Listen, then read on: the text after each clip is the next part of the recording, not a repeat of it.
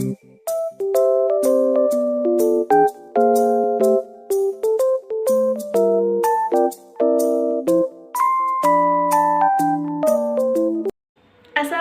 warahmatullahi wabarakatuh.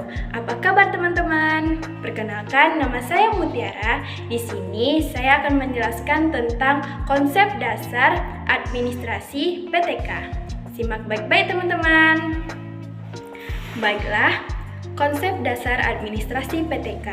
Administrasi pendidikan dan tenaga kependidikan atau disingkat dengan PTK adalah proses keseluruhan kegiatan pendidik yang meliputi yang pertama perencanaan, yang kedua pengorganisasian, yang ketiga pengarahan, yang keempat pelaporan, yang kelima pengkoordinasian, yang keenam pengawasan, dan yang terakhir pembiayaan dengan menggunakan atau memanfaatkan fasilitas yang tersedia baik personal, material, maupun spiritual untuk mencapai tujuan pendidikan secara efektif dan efisien.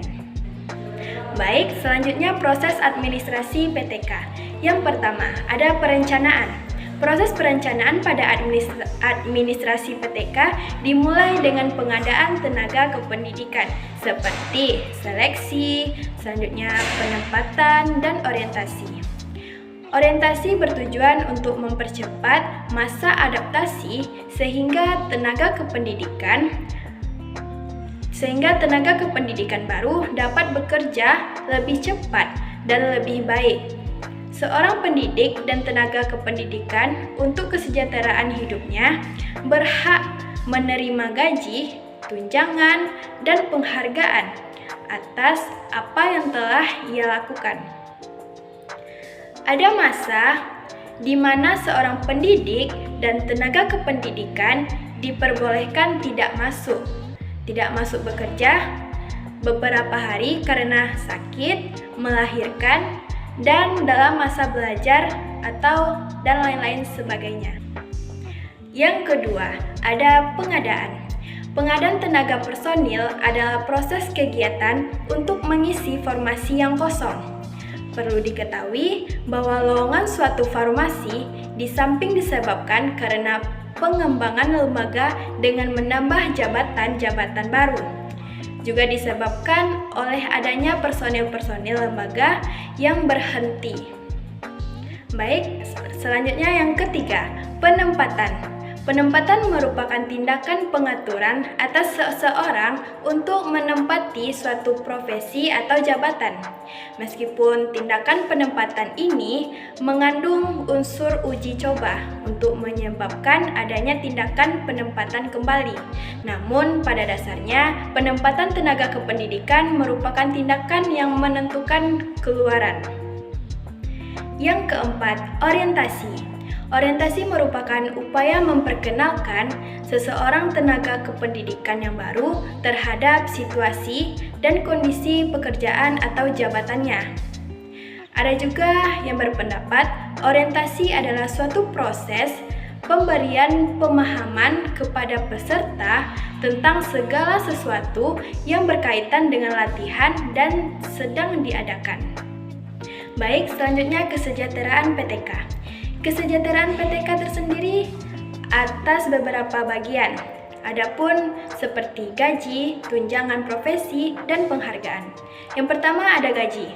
Dalam Undang-Undang Nomor 14 Tahun 2005 tentang guru dan dosen dinyatakan bahwa yang dimaksud dengan gaji adalah hak yang diterima oleh guru atau dosen atas pekerjaan dari penyelenggaraan pendidikan atas kesatuan atau satuan pendidikan dalam bentuk finansial secara berkala sesuai dengan peraturan perundang-undangan. Ini berarti bahwa seseorang guru akan diberikan gaji berupa uang yang dibayarkan secara berkala. Yang kedua ada tunjangan. Tunjangan profesi diberikan kepada guru yang telah memiliki sertifikat pendidik yang diangkat oleh penyelenggara pendidikan dan satuan pendidikan yang diselenggarakan oleh masyarakat. Dasarnya tunjangan profesi ini adalah sebagai gaji pokok guru tersebut. Tunjangan profesi tersebut dialokasikan dalam anggaran pendapatan dan belanja negara atau APBN atau anggaran pendapat belanja daerah atau APBD. Yang ketiga ada penghargaan. Pemerintah memberikan sebuah penghargaan distribusi pendidikan terhadap guru, dosen, kepala sekolah, dan seluruh tenaga pendidik yang berprestasi. Penghargaan PTK ini yang berprestasi ini sebagai penggerak perubahan dalam kemajuan mutu pendidikan. Yang terakhir, cuti PTK. Cuti adalah keadaan tidak masuk kerja yang diizinkan dalam jangka waktu tertentu.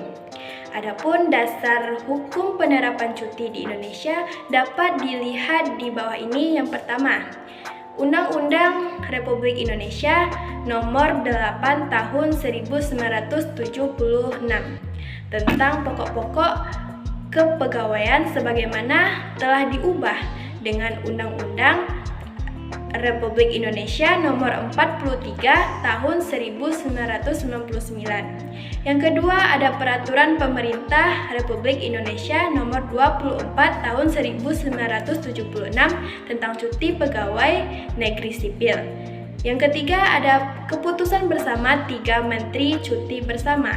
Yang keempat ada Surat Edaran Nomor SE 3559 MK 1/2009. Tujuan pemberian cuti adalah dalam rangka usaha menjamin kesegaran jasmani dan rohani. Adapun jasmani yaitu yang pertama cuti tahunan, yang kedua cuti besar, cuti sakit, cuti bersalin, dan yang terakhir cuti karena alasan penting. Baiklah teman-teman, itulah penjelasan dari saya tentang konsep dasar administrasi PTK. Saya akhiri dengan Assalamualaikum warahmatullahi wabarakatuh. See you teman-teman.